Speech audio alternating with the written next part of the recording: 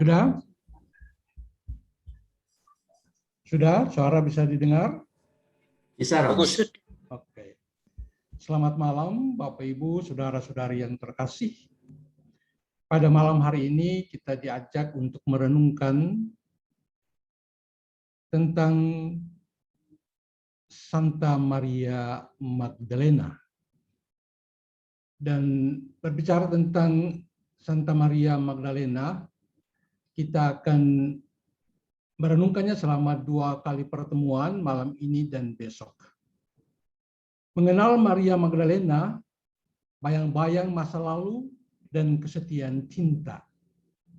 Hari ini gereja merayakan pesta Santa Maria Magdalena.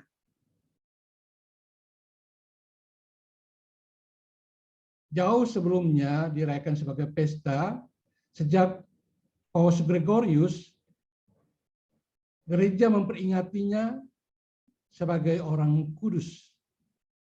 Namun oleh Paus Fransiskus pada tahun 2016, dari peringatan diangkat satu tingkat lebih tinggi menjadi pesta setara dengan para rasul yang lain.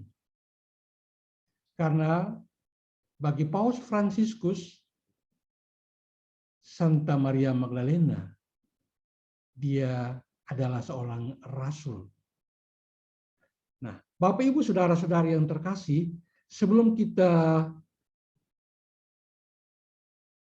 mengenal lebih tentang Maria Magdalena, kita akan membaca dari Injil Markus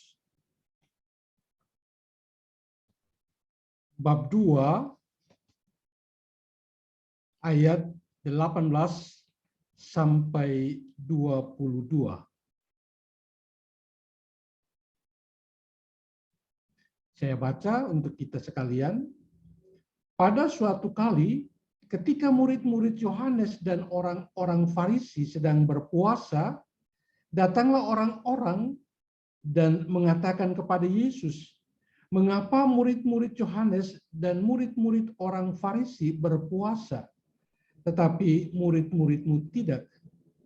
Jawab Yesus kepada mereka, "Dapatkah sahabat-sahabat mempelai laki-laki berpuasa sedang mempelai itu bersama mereka? Selama mempelai itu bersama mereka, mereka tidak dapat berpuasa. Tetapi waktunya akan datang, mempelai itu diambil dari mereka, dan pada waktu itulah mereka akan berpuasa. Tidak seorang pun menambahkan secari kain yang belum susut pada baju yang tua, karena jika demikian, kain penambal itu akan mencabiknya, dan yang baru mencabik yang tua, lalu makin besarlah koyakannya. Demikian juga tidak seorang pun mengisikan anggur yang baru ke dalam kantong kulit yang baru, yang tua. Karena jika demikian, anggur itu akan mengoyakkan kantong itu, sehingga anggur itu dan kantongnya dua-duanya terbuang. Tetapi anggur yang baru hendaknya disimpan dalam kantong yang baru pula." Bapak Ibu saudara-saudari yang terkasih, anggur baru dan kantong baru atau kirbat baru adalah sebuah metafor yang kita kenakan kepada Maria Magdalena pada permenungan kita malam hari ini. Sebuah transformasi dari Maria Magdalena. Siapa sebetulnya Maria Magdalena?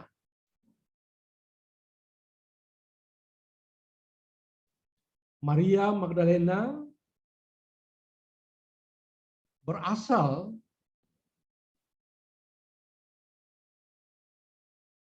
dari sebuah kota pelabuhan Magdala,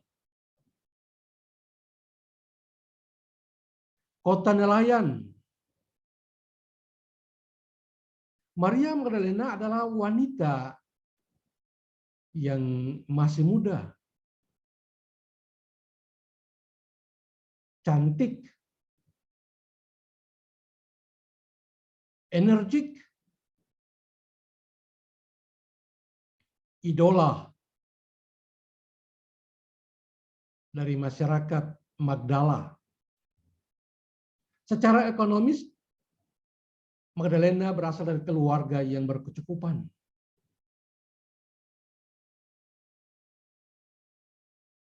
Namun, karena suasana kehidupan kota pelabuhan, pesonanya yang menarik, menjadi public figure, mempunyai latar belakang keuangan ekonomi yang memadai, pergaulan yang bebas, maka ia terjerumus, terbelenggu dalam kehidupan dunia yang oleh kitab suci dikatakan dikuasai oleh 7 roh jahat. Bapak, Ibu, saudara-saudari yang terkasih, sampai dengan saat ini gereja kadang melihat Magdalena sebagai seorang mantan pelacur, seorang wanita pendosa. Apakah demikian? Apakah sungguh dia seorang pelacur? Tidak ada data biblis yang berkata demikian. Dalam kitab suci Perjanjian Baru, nama Maria Magdalena disebutkan sebanyak 15 kali. Tapi di sana tidak pernah dikatakan bahwa dia adalah seorang pelacur. Kitab suci mencatat Yesus membebaskan dia dari 7 roh jahat. Itu saja. Tidak ada yang lain. Lalu kenapa masyarakat memberi dia stigma sebagai seorang pelacur? Bapak, Ibu, saudara-saudari yang terkasih, mungkin karena latar belakang di mana dia berasal, Magdala sebagai kota pelabuhan, kota kaum nelayan, ditambah dengan pribadinya yang mempesona, menjadi idola, kehidupan ekonomi yang glamor dan pergaulannya yang bebas, hidup di tengah-tengah komunitas pelabuhan, dan kehidupan malam itulah lalu membuat dia oleh masyarakat zaman itu, cap yang diberikan oleh para Farisi, orang yang bekerja di pajak saja dianggap sebagai pendosa yang sangat berat. Apalagi Maria Magdalena, gadis muda yang cantik, hidup yang glamor, pergaulan bebas, terlibat dalam komunitas pelabuhan dan kehidupan malam. Tidak salah, tidak heran kalau mereka memberikan dia sebagai seorang pendosa.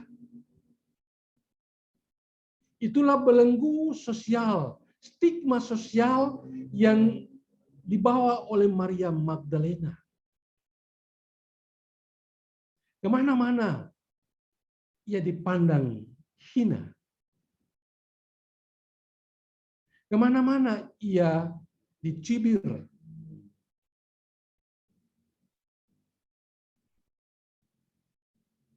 Mungkin benar bahwa dia karena pergaulannya dan kehidupan malam di komunitas orang-orang di pelabuhan, barangkali dia mengenal minum-minum mabuk, barangkali kalau zaman saat ini barangkali dia terlibat dalam narkoba, barangkali dia hidup di karaoke-karaoke,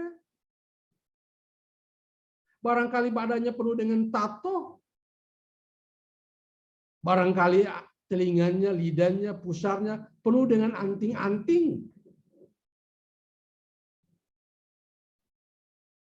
Itulah semua stigma yang diberikan kepadanya. Masa lalu yang kelam, mau lepas dari cap sosial itu sangat susah. Dan terbukti sampai dengan saat ini gereja memandang dia sebagai pendosa.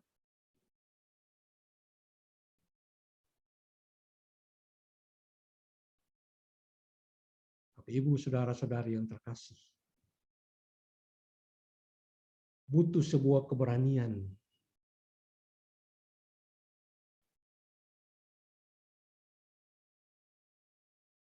untuk bisa keluar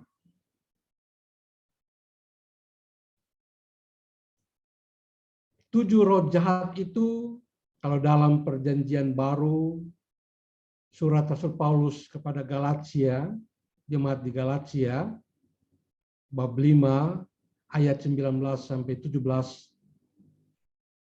tujuh roh jahat atau tujuh roh dunia itu, roh kedagingan itu adalah pencemaran dan hawa nafsu, penyembahan berhala dan sihir, perseteruan dan perselisihan, iri hati dan cemburu, pencideraan, kebencian, pemecah belah, kemabukan dan pesta pora.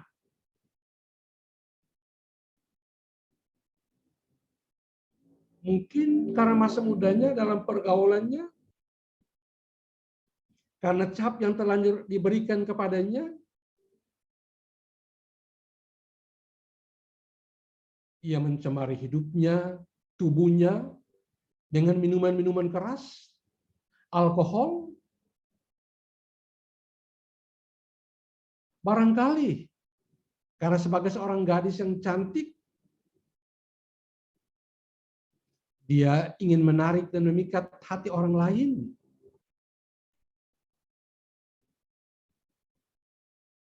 Maka dia memasang hal-hal supranatural dalam tubuhnya untuk menarik lawan jenis. Mungkin menggunakan sihir.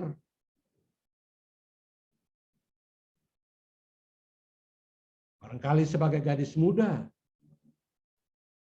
dia penuh dengan perseteruan dan perselisihan karena tidak mau ada orang lain yang menyamai dia.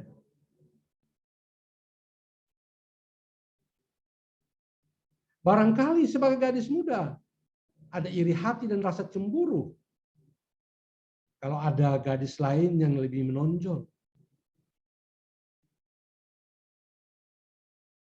Dan mungkin karena begitu banyak beban sosial, cap sosial yang diberikan kepadanya, maka tidak jarang mungkin dia mencoba mencederakan dirinya, mencoba bunuh diri, atau mencederai tubuhnya dengan menggambar tato dan segala macam.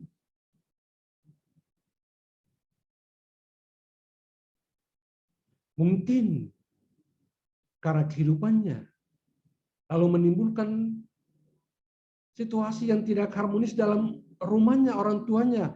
Ada roh pemecah belah di tengah-tengah keluarga.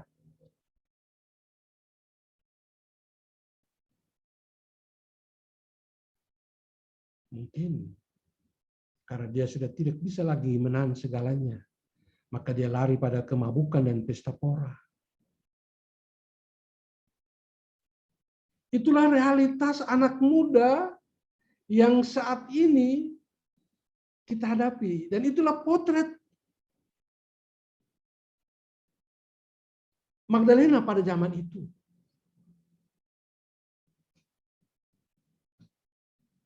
Dia terbelenggu dengan dirinya sendiri, terbelenggu dengan apa kata orang, cap negatif tentang dirinya, dan itu sangat menyiksa dia. Bapak, Ibu, saudara-saudari, anak-anak kita yang terbelenggu narkoba saja, keluarga, tetangga memberi dia cap.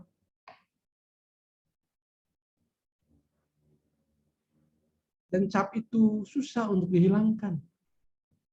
Apalagi ini ada 7 keterikatan daging, roh dunia yang menguasai hidupnya. Ditambah lagi dengan cap sosial yang ia bawa, penghakiman sosial, dan itu sangat menyiksa Maria Magdalena. Tidak ada yang dapat melepaskannya. Bapak, Ibu, saudara-saudari, jangan berpikir Maria Magdalena bahagia dengan semua yang ia lewati, dengan semua cap yang diberikan kepadanya. Hidupnya hampa tidak berarti. Dia merasa sebagai sampah masyarakat, penyakit sosial, dan ditolak. Bapak, Ibu, saudara-saudari mengerti kalau ada anak-anak kita yang ada dalam suasana demikian, dihakimi masyarakat, mereka merasa hampa, tidak berarti, sampah masyarakat, merasa ditolak. Hanya ada 2 pilihan, Bapak, Ibu, saudara-saudari. Bertahan hidup atau mengakhiri hidup.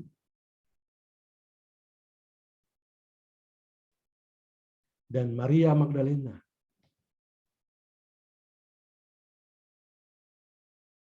adalah seorang gadis yang kuat, yang tegar, yang tidak mau menyerah dengan situasi yang membelenggu hidupnya, dengan penjara sosial yang dibangun oleh masyarakat. Dia tidak mau diborgol. Dia menyadari bahwa hidup ada di tanganku. Tetapi keselamatan ada di tangan Tuhan.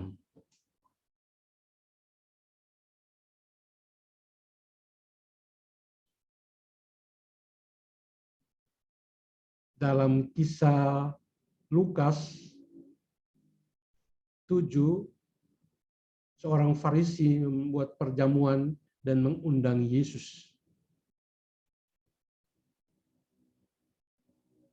Ia mendengar tentang Yesus. Ia mendengar berita bahwa Yesus sedang ada di kotanya. Dan seorang tokoh masyarakat sedang menjamu dia. Ia tidak hanya mendengar, tapi ia mencari. Ia mencari dan mencari. Dan ia menemukannya. Ia menemukannya. Dan untuk menemukan Yesus diperlukan sebuah keberanian yang besar. Memutus penghakiman masyarakat. Bapak, Ibu, saudara-saudari, pada saat Maria Magdalena datang, dalam kisah Yesus makan di rumah seorang Farisi, hadirlah seorang perempuan yang oleh masyarakat dicap seorang pendosa.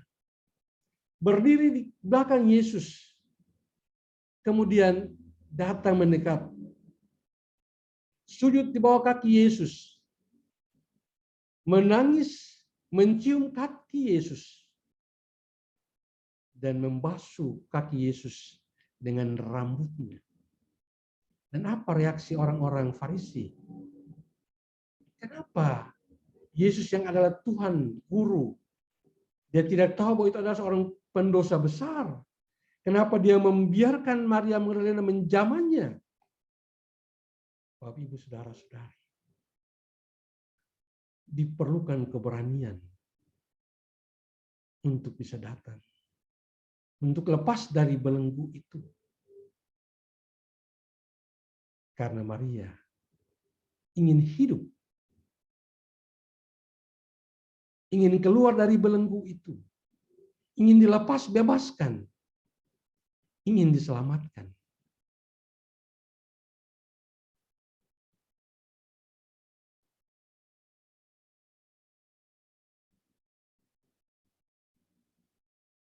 Perjumpaan yang memberi hidup. Sebuah perjumpaan yang memberi hidup, di mana pengampunan yang diberikan oleh Yesus membebaskan dia. Belas kasih yang Yesus berikan memberikan hidup baru, harapan baru kepada Maria Magdalena. Yesus mempunyai pandangan yang lain dari masyarakat. Dengan pengampunan, dengan belas kasih, dengan cinta, maka Maria Magdalena dilepas bebaskan dari 7 belenggu dosa yang selama itu mengikat dan memasungnya. Bapak, Ibu, saudara-saudari yang terkasih, sebuah perjumpaan yang sangat istimewa. Perjumpaan itu yang memberikan hidup baru itu adalah seperti anggur yang baru diperas. Anggur diperas, diinjak-injak, sakit oleh penghakiman masyarakat. Tapi pengampunan, belas kasih, dan cinta Yesus merupakan kirbat yang baru, merupakan kantong yang baru, rumah yang baru untuk mewadahi tetesan-tetesan anggur baru, hasil perasan dari duka yang menyiksa sekian tahun. Bapak, Ibu, saudara-saudari, anggur baru harus diisi dalam kirbat yang baru. Hidup baru, harapan baru bagi Maria Magdalena.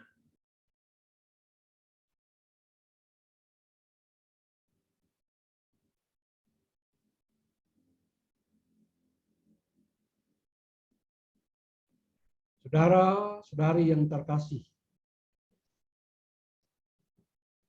perjumpaan dengan Yesus memberikan kepadanya kekuatan untuk meninggalkan masa lalu.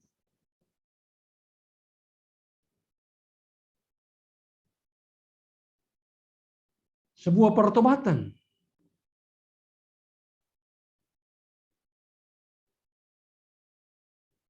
Memberikan kepadanya sebuah keberanian untuk mempersembahkan hidupnya hanya untuk Tuhan.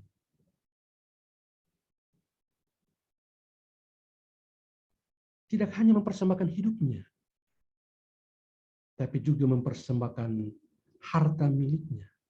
Dalam kitab suci, dalam Kisah Lukas 8 ayat 1-3 dikatakan, setelah Maria dilepaskan dari 7 roh jahat itu, ia mengikuti Yesus, melayani Yesus, bahkan menjadi donatur bagi Yesus. Dengan hartanya, dia membantu pelayanan pewartaan Yesus. Dan itulah semangat baru, hidup baru. mempersembahkan hidup hanya untuk Tuhan. Dan harta miliknya diberikan untuk pelayanan Tuhan. Bapak, Ibu, saudara-saudari, kita perlu belajar dari Maria Magdalena. Tidak hanya sekedar bertobat, tetapi ambil bagian dalam karya pelayanan Tuhan. Tidak hanya sebagai follower, tetapi terlibat langsung memberikan hidupnya sebagai pelayan dan apa yang dimilikinya hartanya sebagai sarana untuk pastoral. Dan yang terakhir, dia setia dalam jalan salib Tuhan. Dalam jalan salib Tuhan, murid-murid lari.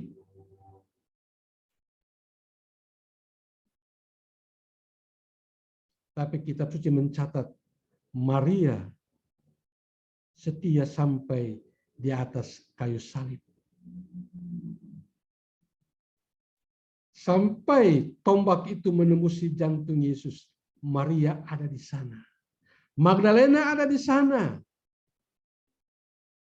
Pada saat jenazah Yesus diturunkan dari salib, Maria Magdalena ada di sana. Murid-murid lain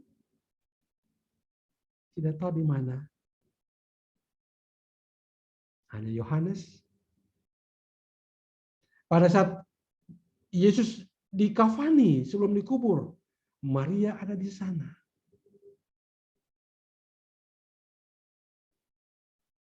Pada saat Yesus dikuburkan, Maria juga ada di sana. Murid-murid lain di mana? Dia setia dalam jalan salib Tuhan dan ingin selalu tinggal dekat dengan Tuhan. Hidup dan mati, dia ikut dengan Tuhan. Itulah Maria Magdalena, seorang tokoh besar gereja, tapi dilupakan. Maria Magdalena menjadi pelayan Tuhan, mempersembahkan tenaganya, seluruh daya, pikiran, hati, dan jiwa, waktunya. Semua harta yang ada dalam hidupnya dipersembahkan sebagai seorang donatur.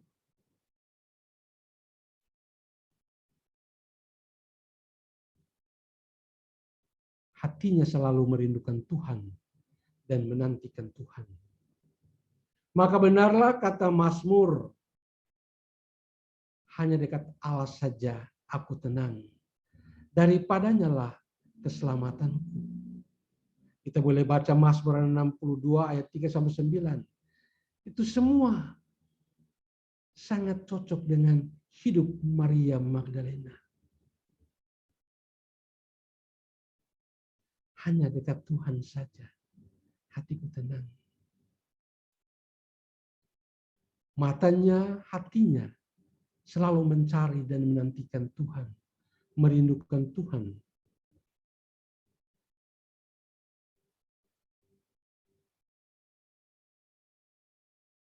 Pengalaman perjumpaannya itulah dengan Yesus itulah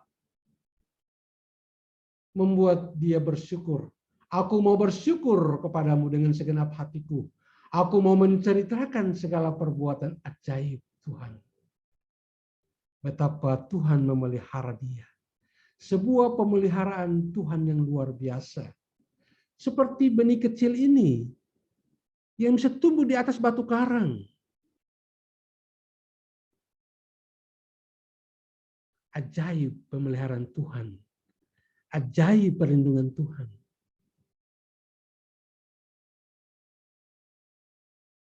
Perjumpaan yang merubah hidup Maria Magdalena. Bapak, Ibu, saudara-saudari yang terkasih. Kita perlu belajar banyak dari Maria Magdalena.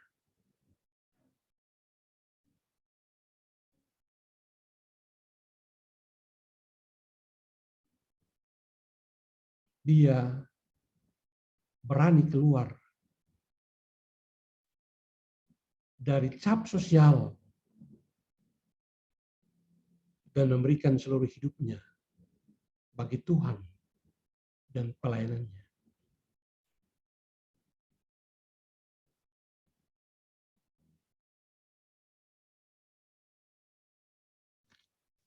Saya akan bacakan Mazmur 62 supaya kita dengarkan bersama tentang Mazmur 63 ayat 2 sampai 9. Aku bacakan. Ya Allah, Engkaulah Allahku. Aku mencari Engkau. Jiwaku haus kepadamu. Tubuhku rindu kepadamu seperti tanah yang kering dan tandus tiada berair. Demikianlah aku memandang kepadamu di tempat kudus sambil melihat kekuatanmu dan kemuliaanmu. Sebab bibirku akan memegahkan Engkau. Demikianlah aku mau memuji Engkau seumur hidupku dan menaikkan tanganku demi namamu. Seperti lemak dan sumsum jiwaku dikenyangkan, dan dengan bibir yang bersorak-sorai mulutku memuji-muji. Apabila aku ingat kepadamu di tempat tidurku, merenungkan Engkau sepanjang kawal malam. Sungguh Engkau telah menjadi pertolonganku, dan dalam naungan sayapmu aku bersorak-sorai.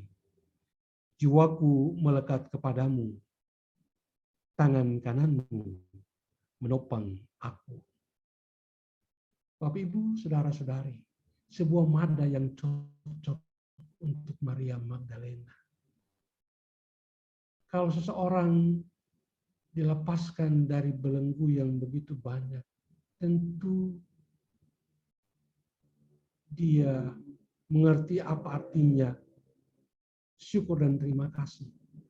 Oleh karena itu, tidak salah waktu Yesus berkata kepada orang Farisi,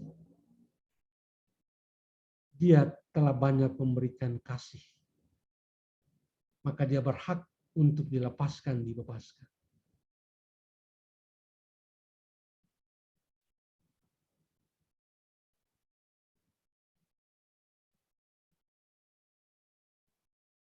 Bapak, Ibu, saudara-saudari, inilah bagian pertama permenungan kita tentang Maria Magdalena. Besok kita akan melihat Maria Magdalena, bagaimana dari jalan salib sampai ke perutusan dia sebagai rasul dari para rasul. Bagaimana Maria Magdalena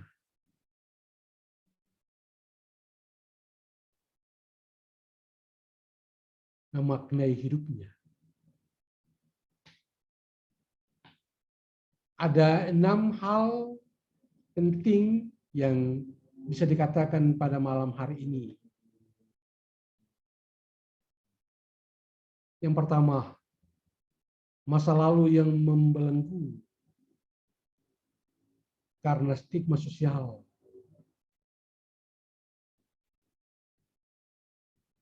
Itu mematikan, melumpuhkan seseorang. Tetapi perjumpaan atas dasar pengampunan, belas kasih, dan cinta itu membebaskan.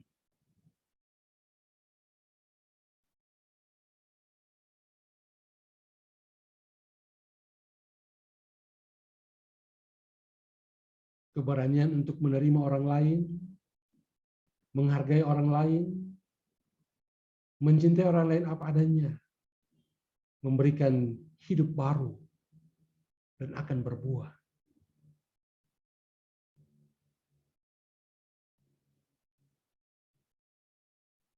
Dan yang keempat, cinta yang tulus akan memberanikan orang untuk setia menapaki jalan salib kehidupannya.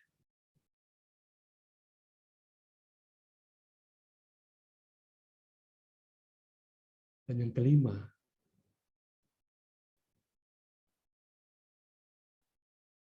dia percaya bahwa Tuhan itu ada. Tuhan itu mencintai lewat sesama yang menerima dia apa adanya.